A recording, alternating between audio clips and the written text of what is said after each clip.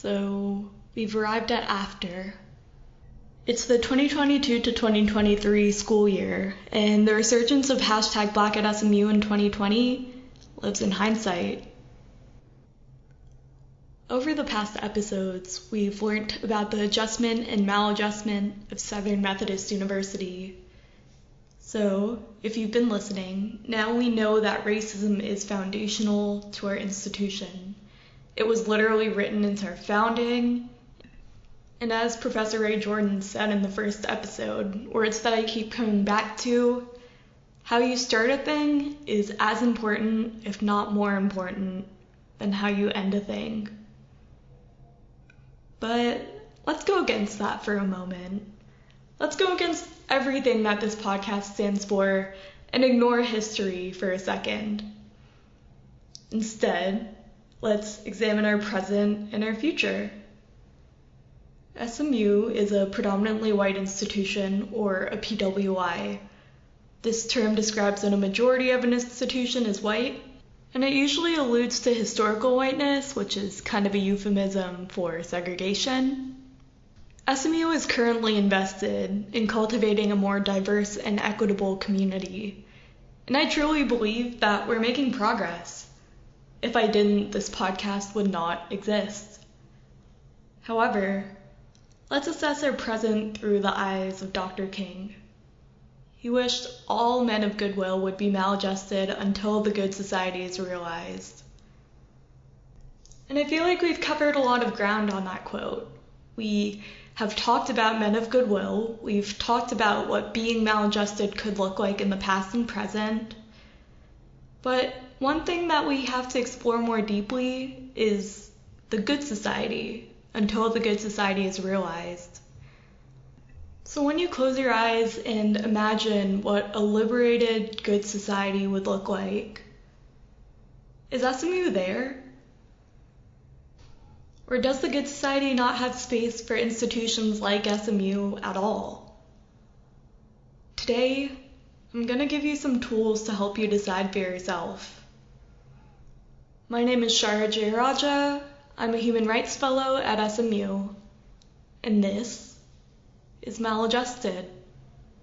Being an SMU Mustang to me means that you adopted the whole spirit of the place and love the campus. Athletics is an important part of this, and I made a plan to copy. I don't like to it's also very strong bringing it back to the city of Dallas, cultural values, There are some things in our nation and the world which I'm proud to be maladjusted, which I hope all men of goodwill will be maladjusted until the good society is realized. I had the opportunity to talk to so many incredible people through this podcast, and many of the people that I interviewed mentioned that their time at SMU informed their advocacy. Here's Anja Sanders, a Black student activist from the late 60s and early 70s. World changers shaped here. I love that slogan. I love that motto because it's true. My activism was formed at SMU. I didn't intend for that to happen. I never dreamed it would happen. But a fire was lit in me on that campus. And I learned that through my puny efforts, my little individual efforts, as small as they were, could change some things. And when you realize that, it's so empowering. That's a lovely and empowering framing of the trials of being a Black student in the early years of desegregation at SMU. But it's also important to consider that that's just one framing, and that's not universal. Here's the voice of Jessica Perez-Jankosi, who's a more recent SMU alum and a member of Multicultural Greek Life. When I was a student, especially my freshman and sophomore years, I often wished that I was at more progressive universities. For example, my mom lives in St. Louis. I wish that I was at WashU where so many of my friends were, because everyone's super liberal, everyone's really progressive. There's like a ton of Asian students on campus. And I'm Indian, so I was like, yes, Indians, representation. But as I went through my time at SMU, I realized that being in an environment like SMU made my skills sharper because I was operating in an environment that was actively working against me, as opposed to one like WashU that might seem like it was working with me, but it kind of deceives you, it lulls you into complacency, I think. But the longer that I was at SMU and the more that I learned just about higher education in general, I realized that for students of color, particularly if you're from a low-income background or if you're first generation, places of higher education just weren't made for us. No matter where we are, we have to fight and we have to overcome a lot of shit, which makes me really sad. It makes me really sad that we can't just be kids and we can't just be students and, just focusing on our homework. We also have to focus on, am I going to get harassed by my classmates, or am I going to walk by this fraternity house and see a Make America Great Again sign? It makes me sad for us, but also it makes me realize that we are the strongest, most courageous, most resilient people, right? Like we as people of color, particularly for Black students, particularly for Indigenous students, like we're overcoming so much just by existing in this place that was never meant for us to be at.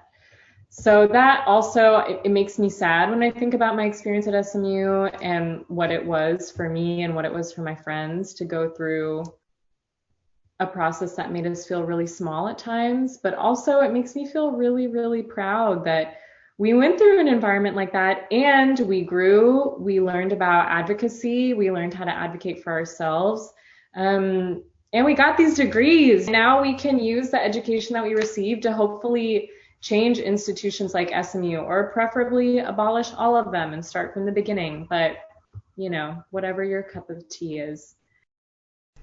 Now let's zoom in on that last part for a second. Start from scratch? Reform versus abolition. In the system change, out of the system change. We're always in the system, there's no system at all. What do we want? What's realistic? What's practical? What's our end goal? What needs to happen?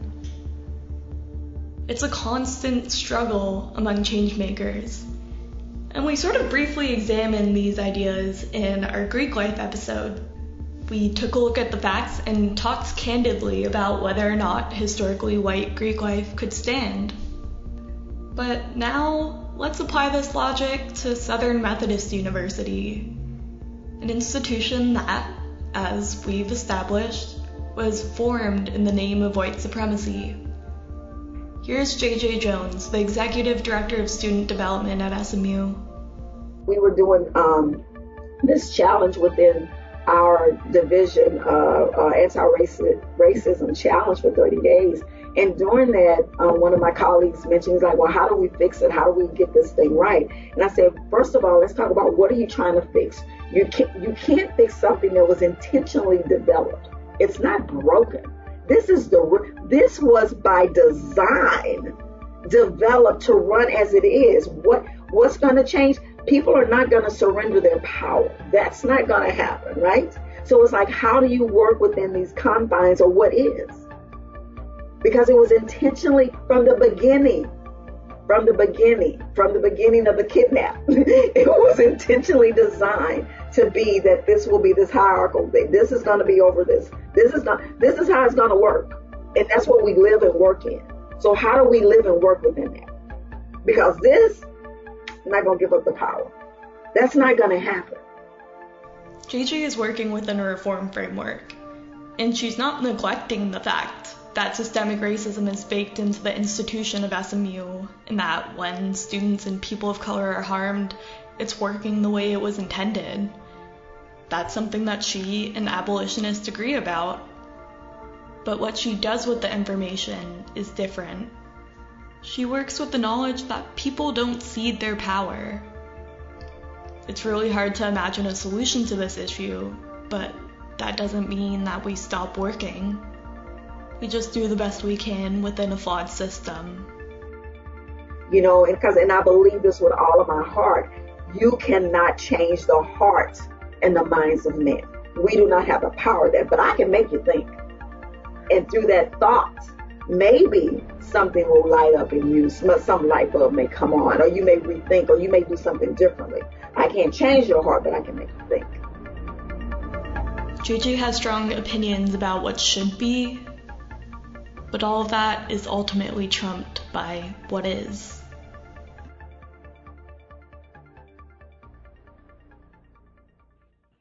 This is the interesting part about our nation, about any institution or organization.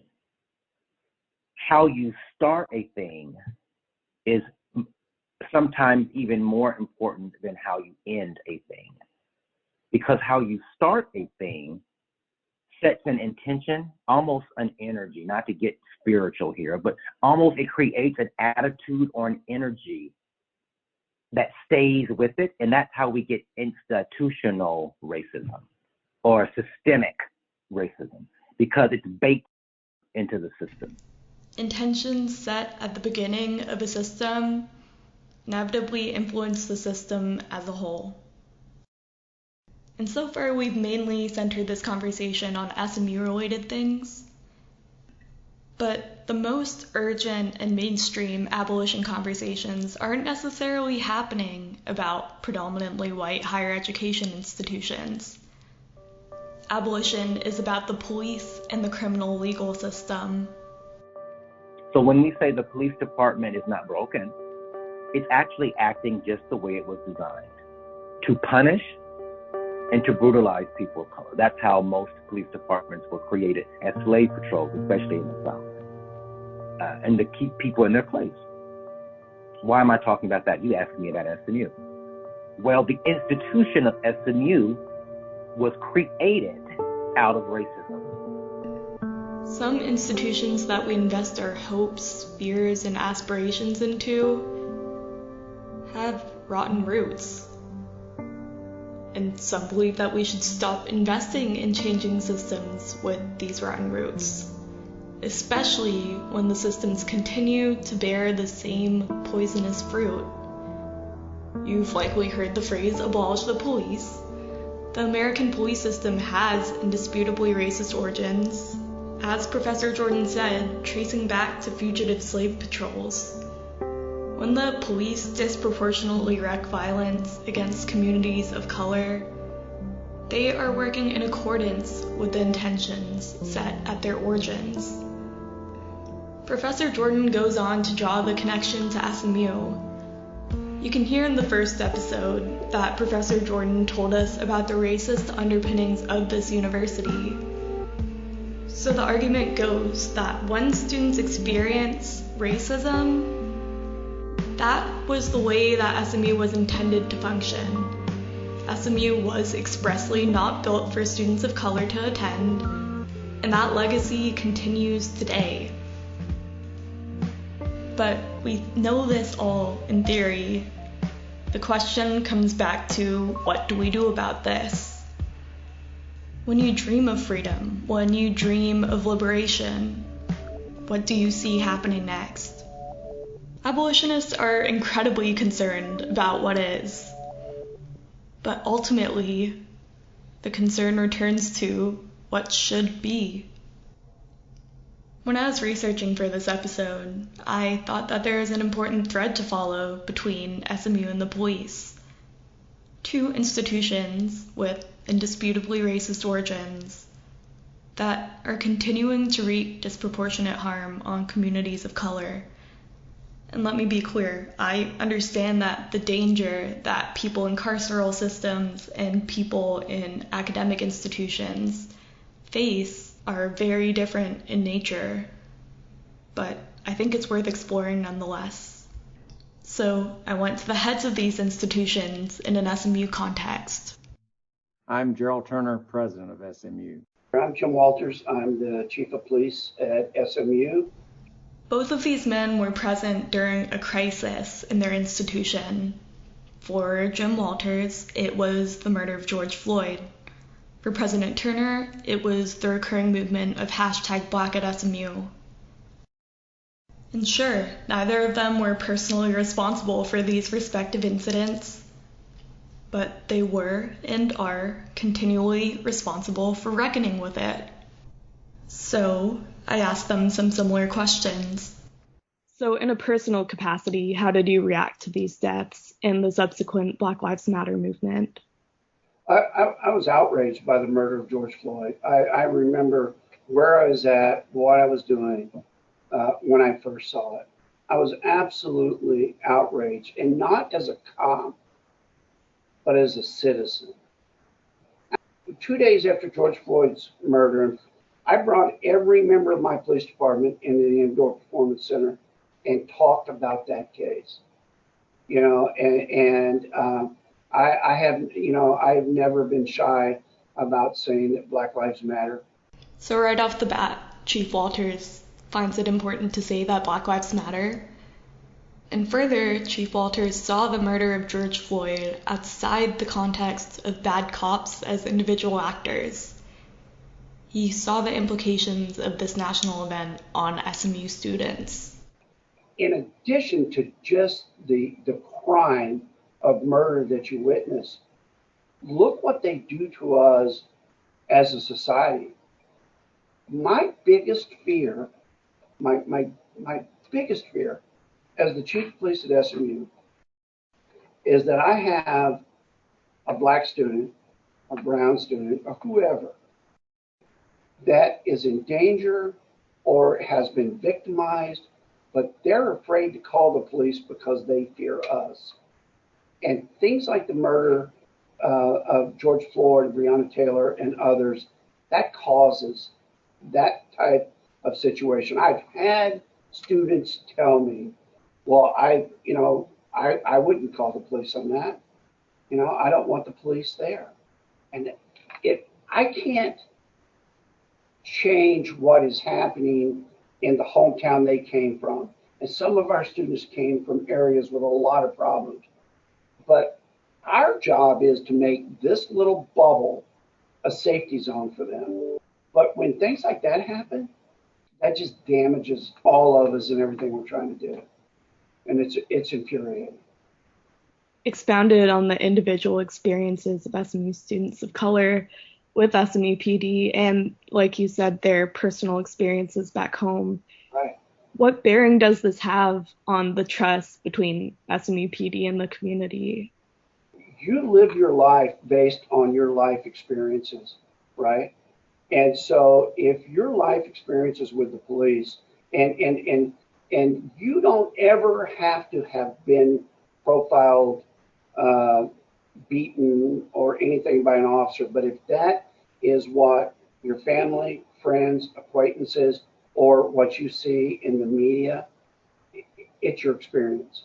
So your expectations are based on your experience. And the only way that we can change that is by creating a positive experience between those students and my officers. We're one of the highest trained police departments in the United States. We have very strict disciplinary policies in regards to bias and so forth. None of that matters until we connect on that human level. It's not the job of our students you got to get to know and learn more about the police department.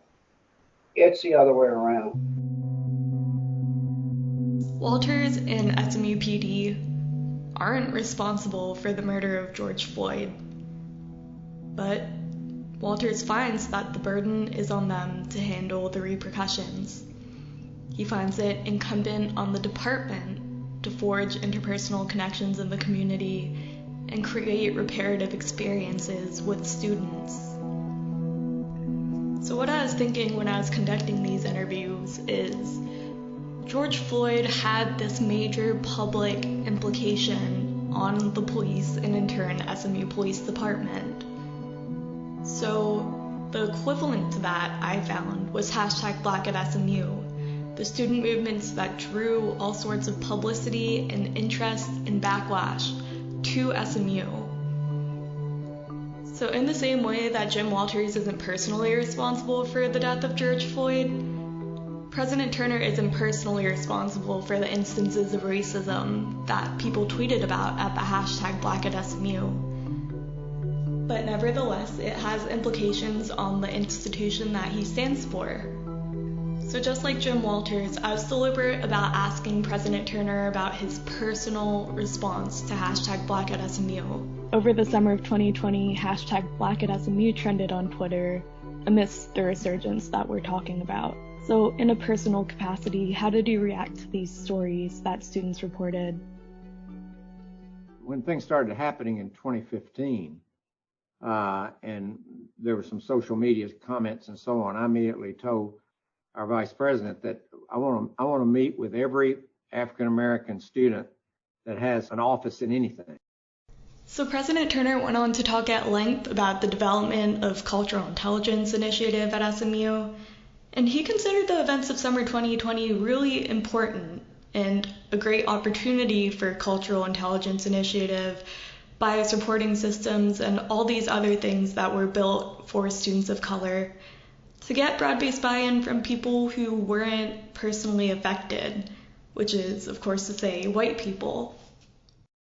Because the comments that were coming out, a lot of them that were quoted were, there were some overt racism things, but a lot of it was ignorance, and a lot of it was not having any acquaintance with a person of color, where you would know what was offensive and what wasn't, and what your assumptions were, and so on. As far as President Turner characterizing these comments as pure ignorance, I urge you to scroll through the hashtag #BlackAtSMU and decide for yourself. She and I wanted to develop some way to begin to get everyone under a common umbrella of learning without there being accusers and those being accused. And so just to discuss the vicissitudes of human existence as they really relate to people of color. We can scream and yell and do a lot of things, but if you want systemic change, then systemic change is what, frankly, I'm interested in. I want the place to be better when I leave it, and it not to be better over the next 3 months and then resort back to what it was. So I can't speak to the experience of being a university president or an administrator, but I can speak to being a human rights student. And as a human rights student, I'm trained to follow the power. Then I'm trained to follow where the power ends up putting the burden of fixing problems created by power. So there's a complicated needle to thread. The higher-ups can't speak to the Black student experience, but asking Black students to solve other students' problems can be oppressive in itself. It places the burden on students like Lexi, who talks more at length about this in No Justice, No Peace. But President Turner did not express that he was conscious of this burden. He goes as far as to ask Black students to recruit other Black students to bolster their collective concerns and generate the change that they desire. This whole movement starting in 2015 and then accelerated this summer, we have tried very hard to increase that number. And it's important that minority students help in that regard. And sometimes that, I know there are a few minority students that may irritate, say, well, I'm not happy here, why should I recruit others here? Well, help us make you happy here, because we can't recruit other students from different ethnic backgrounds if the ones who are here aren't in some way involved with helping us do that. And you can hold this in contrast to Police Chief Walters' inclination to put the burden on the police to educate or create reparative experiences with the community. So you can see these as oppositional approaches. So asking students of color to recruit other students of color is a method that some take issue with. Here's Jessica Pires-Jancosi again. I remember one year there was a Black at SMU banquet that I went to, and RGT, the president of SMU, he spoke to the group, and one of the things he said was, tell Black students to come to SMU, like y'all have to go out and communicate to them that this is a place where they can come and yada yada. And I'm thinking to myself, I'm like, SMU, and I think this is a problem for university structures as a whole, focus so much on recruiting students of color, recruiting Black students, recruiting brown students, but they do not devote any time, any money on retention. It's just not a priority to them. So then you have students who don't feel welcomed and they transfer. SMU lives another day and really genuinely does not care. And there is some truth to what Jessica is saying. Throughout our interview, President Turner emphasized enrollment, but there's a little bit of a superficial quality I found to the way President Turner described attracting Black students. He talked a lot about optics and putting people of color in visible positions. I believe it is so important to get them here, but that requires also people seeing individuals that look like them on campus. And so I think it's very important in student affairs that Dr. K.C. Majay is the vice president, and that the dean of admissions is Elena Hicks, African American also, and that many of the people who are in student affairs are minorities. We have a harder time attracting African American faculty, but so do every other private university. And so our numbers generally are comparable to other private universities like us. There's some ahead of us, some behind us, but we're always trying to do more and always working to do more. Let's zero in on that last point, because that's completely irrelevant to the idea of systemic racism and abolition. Faculty of color significantly benefit the performance and retention of students of color across ages, according to a Brookings Institution study. Accordingly, seeing representation in the classroom is critically important. But Professor Jordan illuminated a part of the academic process that perpetuates systemic racism in school, which feeds the pipeline of white professors into tenure positions. To act affirmatively or to actively recruit professors or other staff members of color, sometimes the pushback is, oh, it's just a hand-me-out, it's a handout, right? The president of ESPN or the CEO of ESPN, was pushing for diversity. And when his folks asked, do you want the best candidate or do you want the diverse candidate? He said, yes, I want a highly qualified one, and I also want one of color, because it makes us stronger and it makes us better. What faculty members of color and women faculty members have experienced since the civil rights movement and the women's movement of the late 60s into the 70s is that in academia, there's kind of a hierarchy of what is considered to be academic, right? What academically rigorous? It's kind of a stuck-up industry or vocation. It really is. It can be kind of snooty.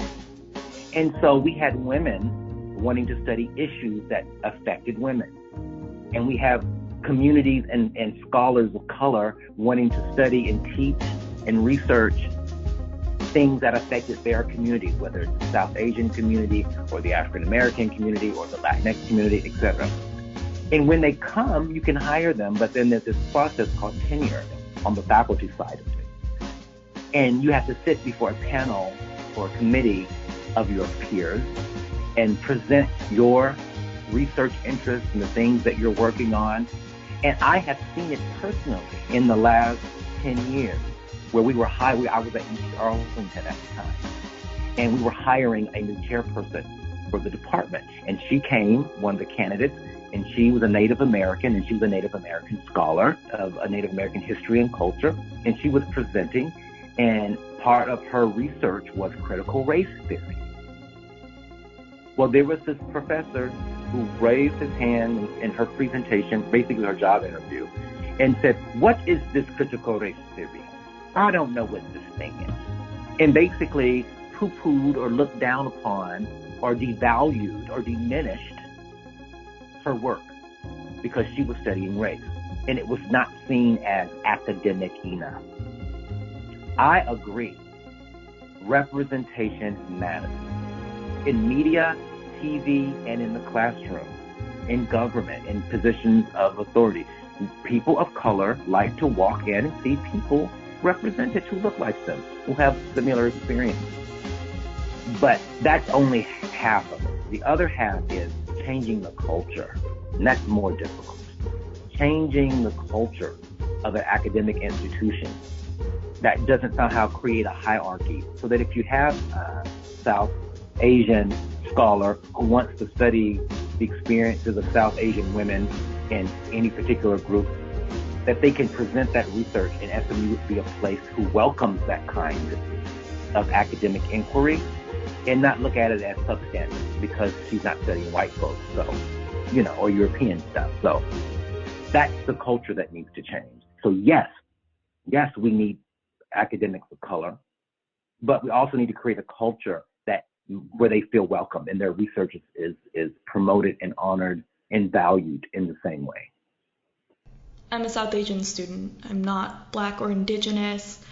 I'm not suffering the brunt of this issue. But as I experience the simultaneous privileges and oppressions of my race, the complexities of what I think I'm capable of fall short when I never see Black or brown professors. I get the impression that I will never be as valuable for studying my own experience as my white peers studying theirs. So one of the final points on reform versus abolition, I just straight up asked the chief of police about abolition. The criminal justice system as a whole suffers from systemic racism and injustice. The overall system, very much so. I don't believe that abolishing the police is the answer, because there is the downside of that, right? This campus and that presidential library is one of the top 25 terrorist targets in the United States. If you don't have police and somebody comes to do bad, what happens? What I do believe is that we have police officers doing things that they were neither trained, equipped, or qualified to do. Mental health situations, minor crimes, things that, are nuisance, that you don't need the cops for that. So there's been a lot of talking, a lot of sort of arguments being put forth, conflict, both sides. So I'm going to show my cards. I'm an abolitionist. I believe that the police and prisons and the criminal legal system don't have a place in the good society. And making this podcast has been in service of that mission. Historical remembrance to me is a part of the abolitionist imperative.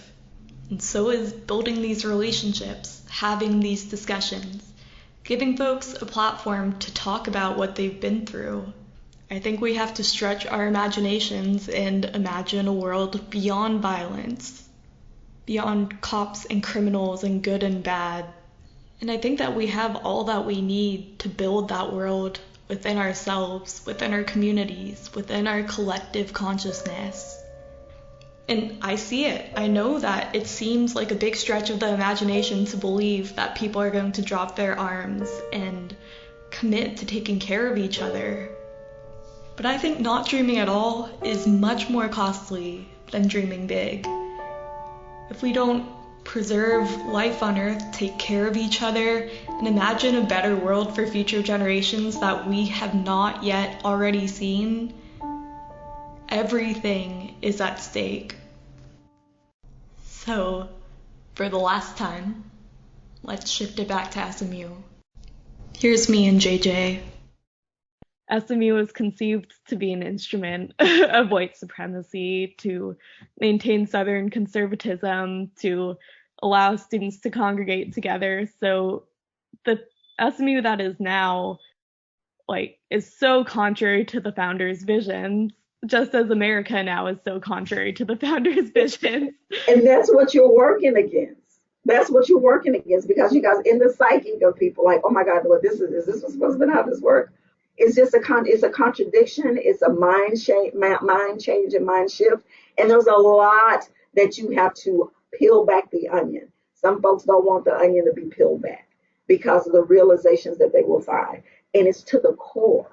Like, it's to your core. But, until we are willing to totally peel back that onion, release the core and work at that, we're going to just continue to just make these little, the needle is being moved, but it's being moved. And then sometimes it's like, how you scratch the record. You probably don't know about records. Back in the time we had records, scratch the record and start all over. Like, it's just, yeah.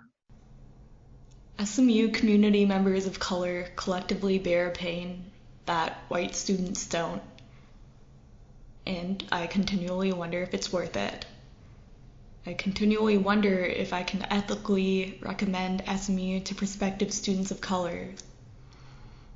Sometimes it physically hurts to know the legacy of capital R racism on this campus. Build it and they shall come. If there was more of a critical mass of students of color, if we organized better, if we built better coalitions, then, in the logic of those in power, things would improve for us. But I reject this. I reject the false binary that the student of color experience can only improve when we increase enrollment numbers. I reject the notion that students of color ought to be the architects of our fate. But, of course, we are, over and over again. We are the ones that hold this institution accountable. Black students, faculty, and alumni groups spent the summer of 2020 drafting demands lists and action plans for the university. Members of Black Unity Forum further distilled the needs of numerous interest groups to accommodate SMU administrators. None of these leaders were compensated for their time and emotional labor, for being brave, for telling the traumatic truth during a traumatic summer, and providing solutions. Fearing apathy at best and backlash at the worst from the people in power. So sure, maybe no one paid anyone, but there was an unbelievable cost. So what does that mean? Does that mean that we start over from scratch? Or can we fix this? In the winter of 2020, the SME Human Rights Council brought the preeminent Black feminist scholar, activist, Angela Davis. She is the mother of modern abolition movements.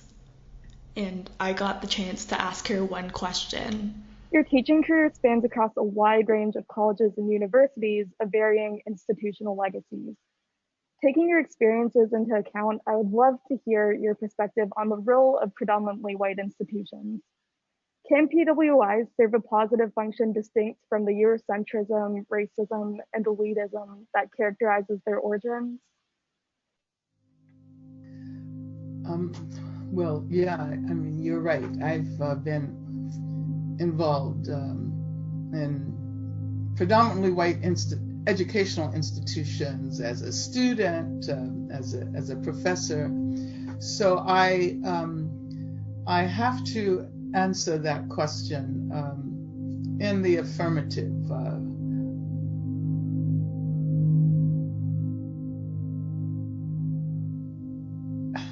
But I'm not saying that the institutions themselves take the initiative to resist and challenge the racism and the heteropatriarchal structures that are so integral a part of the way the university itself is organized. But I do think that students, I think that staff, we were talking about the fact that the university community goes beyond the students and the professors. It involves staff, it involves workers.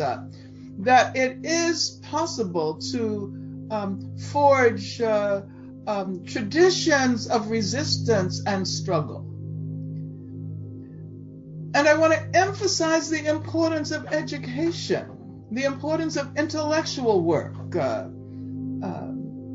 Intellectual work, I'm not only referring to intellectual work that happens on the campuses. One of the things I try to teach my university students is that knowledge gets produced in many places, and we have to be respectful of the knowledge that gets produced in the community, in the course of struggle, the knowledge that gets produced in prison. In encouraging this kind of approach, faculty and students should challenge their professors if the professor is not willing to engage in a serious intellectual conversation about the structural nature of racism. So I think that the contributions will come from students. The contributions will come from progressive and radical faculty. The contributions will come from other members of the community. Absolutely. Thank you so much, Dr. Marginalized students are doing the bulk of the work to carry this campus into the good society. I say this with urgency, and I say this because I care. If we want to assure the future of our university, the university that so many love, my white peers must maladjust. We cannot furnish this campus to accommodate racism. The burden cannot fall on students of color over and over again to construct their own community spaces that resist the very core of SMU. SMU must adjust to us. How you start a thing is sometimes even more important than how you end a thing.